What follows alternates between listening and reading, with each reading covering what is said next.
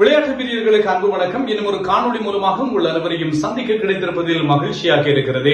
இந்திய கிரிக்கெட் அணியினுடைய தலைமைத்துவத்தில் இருந்து ரோஹித் சர்மாவை நீக்கினார்கள். ஒருநாள் போட்டிகளுக்கான உலக கிண்ணத்தில் இருந்து ரோஹித் சர்மாவும் விராட் கோலியும் அடுத்த 2027 உலக கிண்ண ஆட்டங்களிலே இடம்பெறுவது என்பது உறுதியாக சொல்ல முடியாது என்று சொல்லி அஜித் அகார்கர் சொன்னார். இந்த வாரம் முழுவதும் இதை பற்றித்தான் எல்லோரும் பேசிக் கொண்டிருக்கிறார்கள். நாங்கள் இது தொடர்பாக ஒரு விடயத்தை இன்று பேச வந்திருக்கிறோம். என்னவென்று சொன்னால், ரோஹித் சர்மாவை அணியினுடைய தலைமைத்துவத்திலிருந்து நீக்கியதற்கு பின்னர் ரோஹித் சர்மா முதல் முறையாக வெளி இடம் ஒன்றிலே தோன்றியிருக்கிறார். அந்த இடம் மிக முக்கியமான ஒரு விருது விழா, சிஎட் அவார்ட்ஸ் என்று சொல்லப்படுகின்ற பிரபலமான சிஎட் விருது விழாவிலே ரோஹித் சர்மாவுக்கு சாம்பியன் ட்ரோபியை வெற்றி கொண்டமைக்காக ஒரு சிறப்பு பரிசு ஒன்று, பாராட்டு பரிசு ஒன்று சுனில் கவாஸ்கர் கைகளால் ஒப்படைக்கப்பட்டிருக்கிறது, வழங்கப்பட்டிருக்கிறது. இந்தியா 12 ஆண்டுகளாக ஐசிசி ட்ரோபி எதனையுமே வெற்றி கொள்ள முடியாது தட்டுத்தடமாறிக் கொண்டிருந்த போது 8 மாதங்கள் இடைவெளியில் 2 ஐசிசி ட்ரோபிகளை வென்று கொடுத்தவர் ரோஹித் சர்மா. 2024 2020 உலக கிண்ணம், அதற்கு பின்னர் இந்த ஆண்டிலே இடம்பெற்ற சாம்பியன்ஸ் ட்ரோபி என்று சொல்லி 2 ஐசிசி தொடர்களை வென்று கொடுத்தார். ஒன்று டிராவிட் தலைமை பயிற்சியாளராக இருந்த போது, இன்னும் ஒன்று இப்போது கம்பீர் தலைமை பயிற்சியாளராக இருக்கின்ற போது. கம்பீர் தான் ரோஹித் சர்மாவை அணியுடைய தலைமைத்துவத்திலிருந்து நீக்குவதற்கு காரணமாக இருந்தார். அவர் சிரேஷ்ட வீரர்களான, அவரோடு ஒரு சமகாலத்திலே விளையாடிய ரோஹித் மற்றும் விராட் கோலி ஆகியோர் அணியிலே தொடர்ந்து நீடிப்பதை கம்பீர் விரும்பவில்லை. அதனால் அவர்களை நீக்குவதற்கு கம்பீர் திட்டமிட்டார். படிப்படியாக அஸ்வின், ரோஹித் சர்மா, விராட் கோலி போன்ற வீரர்களை டெஸ்ட் போட்டிகளில் இருந்து ஓய்வு பெறச் செய்தார். 2020களில் இருந்து ஒதுக்கினார், ஓய்வு பெறச் செய்தார். இப்போது ஒருநாள் போட்டிகளில் இருந்து முற்றுமுழுதாக அவர்களை வெளியில் அனுப்புவதற்கான பிளான் கம்பீர் வகுக்கிறார் என்பதுதான் இந்திய கிரிக்கெட் ரசிகர்களினுடைய ஒரு கதையாக இருக்கிறது. இப்படி இருக்க மறைமுகமாக கம்பீரை ரோஹித் சர்மா சாடி இருக்கிறார். அதாவது சாம்பியன்ஸ் ட்ரோபி வெற்றி என்பது 1-2 ஆண்டு காலங்களில் கிடைத்த வெற்றி கிடையாது. அது பல ஆண்டு கால திட்டமிடலும் வீரர்களின் ஒன்றித்த செயற்பாடும் காரணமாக கிடைத்த வெற்றி. 1-2 வீரர்களால் இதனை பெற்றுக் கொள்ள முடியாது. ஒட்டுமொத்தமான வீரர்களும் ஒவ்வொருவரும் மேட்ச் வின்னராக மாறியதன் மூலமாகத்தான் சாம்பியன்ஸ் ட்ரோபியை நாங்கள் வெற்றி கொள்ள முடிந்தது என்று சொல்லி அவர் பேசியிருக்கிறார். டிராவிடினுடைய பெயரை அங்கே குறிப்பிட்டு சொல்லி இருக்கிறார். டிராவிட் நாங்கள் 2020 உலக கிண்ணத்தை வெற்றி கொள்வதற்கு அவர் வழிவகுத்திருந்தார். அதே மாதிரி அவர் கட்டி எழுப்பிய செயற்பாடுகளை அப்படியே நாங்கள் பின்தொடர்ந்த காரணத்தால் சாம்பியன்ஸ் ட்ரோபியையும் எங்களால் வெல்ல முடிந்திருக்கிறது என்பதுதான் இப்போது ரோஹித் சர்மா சொல்லி இருக்கின்ற கதை. எந்த ஒரு கட்டத்திலுமே பயிற்சியாளர் கம்பீர் என்று சொல்லி ரோஹித் சர்மா குறிப்பிடவில்லை. இதுதான் மிக முக்கியமான பாயிண்டாக இருக்கிறது.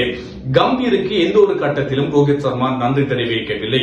பழைய பயிற்சியாளர் டிராவிடுக்கு நன்றி சொல்லி இருக்கிறார். அவர் 2020 உலக கிண்ணம் வென்ற போதுதான் அவர் பயிற்சியாளர். சாம்பியன்ஸ் ட்ரோபி வென்ற போது கம்பீர் பயிற்சியாளர்.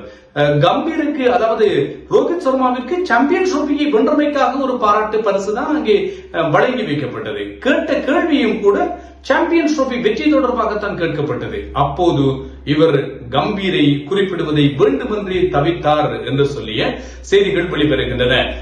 தங்களை ஒருநாள் போட்டிகளில் இருந்து ஒதுக்குகின்ற கம்பீரை வேண்டும் என்று ரோஹித் சர்மா புறம் தள்ளி இருக்கிறார் என்பதுதான் ரசிகர்களுடைய கருத்தாக இருக்கிறது.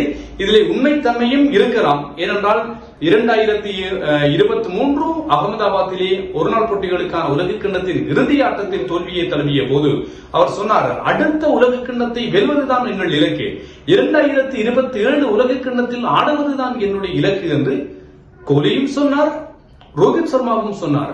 இப்படி சொன்னவர்கள் திடீரென்று அவர்களுடைய நிலைமை ஒரு கேள்விக்குறியான நிலைக்கு வந்திருக்கிறது என்று சொன்னால், இதற்கு பின்னால் பிசிசிஐ பலவிதமான பாலிடிக்ஸ் அங்கே விளையாடி கொண்டிருக்கிறது. அந்த பாலிடிக்ஸை சரியாக செயற்படுத்திக் கொண்டிருப்பவர்கள் தலைமை பேச்சாளர் அஜித் அகார்கர் மற்றும் கம்பீர் என்று சொல்லலாம். இன்னொரு தரப்பாகவும் இதனை நாங்கள் பார்க்கலாம்.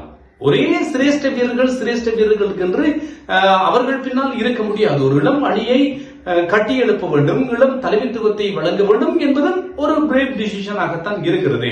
ஆனாலும் கூட இந்திய கிரிக்கெட்டுக்கு நீண்ட காலம் சேவையாற்றிய இந்த ரோஹித்தையும் விராட் கோலியையும் கௌரவமாகவாவது வழி அனுப்ப கூடாதா என்பதுதான் கேள்வியாக இருக்கிறது. 2027 உலகக்கிண்ணம் இவர்கள் விளையாட முடியாது என்று சொல்கிற போது அஸ்வின் நேற்றைய நாளில் ஒரு கருத்தை சொல்லி இருக்கிறார். விஜய் ஹசாரே தொடர், அதே போல் உள்ளூரிலே இடம்பெறுகின்ற ஆட்டங்களிலே இவர்கள் இருவரும் விளையாட வேண்டும். இவர்கள் டெஸ்ட் போட்டிகள், 2020 போட்டிகள் என்று எல்லாம் ஒட்டுமொத்தமாக கிரிக்கெட்டில் இருந்து ஒதுங்கிவிட்டு எப்போதாவது இடம்பெறுகின்ற ஒருநாள் போட்டிகளிலே விளையாடி கொண்டு உலக கிண்ணத்தை இவர்கள் இலக்கு வைக்க முடியாது. ஆகவே டொமஸ்டிக் கிரிக்கெட் விளையாட வேண்டும் என்று சொல்லி அவர் சொல்லி இருக்கிறார். இந்திய கிரிக்கெட் சபையும் இந்த விடயங்களை இருவரிடமும் வற்புறுத்தி இருந்ததாகவும் செய்திகள் வெளிவருகின்றன என்பதும் கவனிக்கத்தக்கது. இந்த இடத்தில் தான் சமூக வலைத்தளங்களிலே இன்னும் ஒரு கேள்வி வந்தது. நீங்கள் டொமஸ்டிக் கிரிக்கெட் விளையாடுங்கள், உள்ளூர் கிரிக்கெட் விளையாடுங்கள், அதனுடைய பெர்ஃபார்மன்ஸை வைத்துக் கொண்டுதான் நாங்கள் உங்களை சர்வதேச அணிகளுக்கு தேர்வு செய்வோம் என்று சொல்லி. ஆனால் தொடர்ச்சியாக அபிமன்யு ஈஸ்வரன் என்று சொல்லப்படுகின்ற வீரர் தொடர்ச்சியாக உள்ளூர் போட்டிகளிலே, ராங்கிய கிண்ண போட்டிகளிலே ஓட்ட மழை பொழிந்து கொண்டு வருகிறார். ஆனால் அவரை தேசிய அணியிலே இணைத்துக் கொள்கிறார்கள். இல்லை, டொமஸ்டிக் விளையாட வீரர்களை விளையாடுங்கள் என்று சொல்கிறார்கள். விளையாடி கொண்டிருக்கின்ற வீரர்களை அணிக்குள்ளே எடுக்கிறார்கள். இல்லை, கடந்த 2-3 ஆண்டுகளாக அணியோடு சேர்ந்து பயணித்துக் கொண்டிருக்கிறார். இந்தியாவுடைய 15 பேர் கொண்ட அணியிலே பயணிக்கிறார். ஆனால் பிளேயிங் லெவலிலே அவருக்கு ஒற்று வாய்ப்பு கூட வழங்கப்படவில்லை என்பதும் சுட்டிக்காட்டத்தக்கது. இப்படியான அரசியலும் அங்கே இருக்கிறது என்பதும் நினைவுபடுத்தத்தக்கது. உங்களுடைய கருத்துக்களை பகிருங்கள். இன்னும் ஒரு காணொலியில் சந்திக்கும் வரை அன்பு வணக்கங்களோடு நான் விடைபெறுகின்றேன்.